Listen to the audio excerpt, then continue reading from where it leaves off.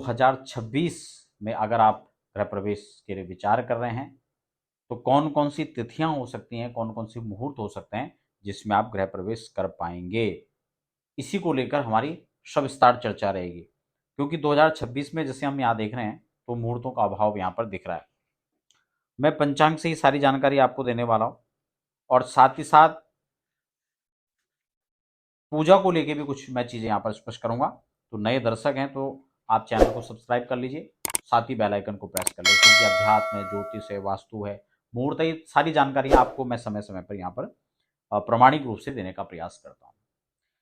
देखिए, मुहूर्त को लेकर के बहुत डिटेल में मैंने बहुत सारी चीज़ें आपको बताई हैं, चाहे वो गृह प्रवेश या अन्य कोई भी मुहूर्त हो, कि उसके लिए हमें जो तिथि है, बार है, नक्षत्र है या अन्य क्या-क्या कंडीशन होती है मुहूर्तों के लिए, और उसमें सबसे प्रधान चीज़ 2 हैं जिनको हमेशा ध्यान रखना है।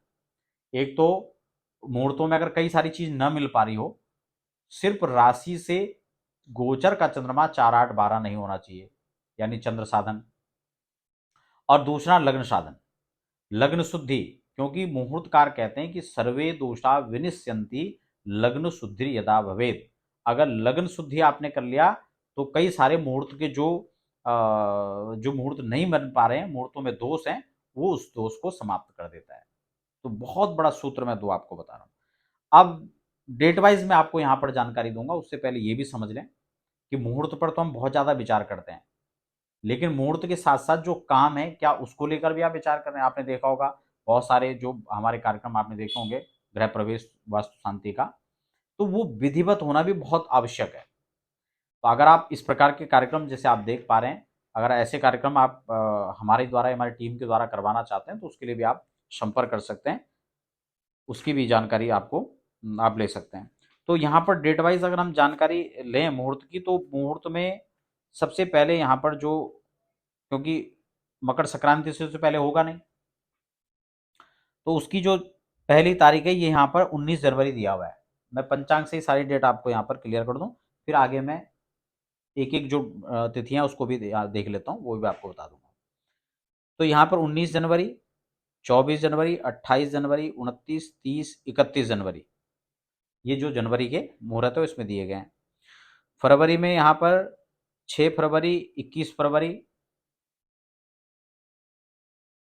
ये यहाँ पर मुहूर्त दिया गया। अब हम पंचांग को देख लेते हैं। जनवरी जब स्टार्ट हो रहा है, 19 जनवरी यहाँ पर लिखा हुआ, हालांकि यहाँ पे 31 जनवरी तक जो है शुक्रास्त भी हैं, ठीक है ना। तो अब अगर शुक्रास्त को आप देख रहे हैं तो फिर तो आप इसमें नहीं कर पाएंगे, और अगर सारी चीजें आप प्रॉपर कर पा रहे हैं तो शुक्रास्त का भी में भी पंचांग ने मुहूर्त दिया हुआ है। तो आप समझ रहे हैं ये मुहूर्त देने का पीछे उद्देश्य क्या है, क्योंकि अगर आप जो मैंने आपको मुख्य बिंदु शुरू में बताए हैं, लग्न साधन, राशि के अनुसार और वास्तु शांति प्रॉपर, अगर ये सारी चीजें आप कर रहे हैं तो शुक्रास्त का भी आपको उतना दोष यहाँ पर नहीं लगेगा, ठीक है ना। क्योंकि इसमें ये मुहूर्त दिए गए हैं, शुक्रास्त और गुरुस्त का विचार होता है, लेकिन गुरुस्त शुक्रास्त के साथ मुहूर्त और प्रमाणों में कहाँ तक बैठ रहा है, क्योंकि आप परसेंटेज के हिसाब से लगा लें, मान लो कि 100 में से 100 नंबर या फिर 80%, अगर शुक्रास्त को लगा ले तो 80% आपका मुहूर्त कैसे बनेगा उसको आप देख सकते हैं। तो 80% में भी आप मुहूर्त कर सकते हैं, कोई दिक्कत नहीं है, ठीक है ना।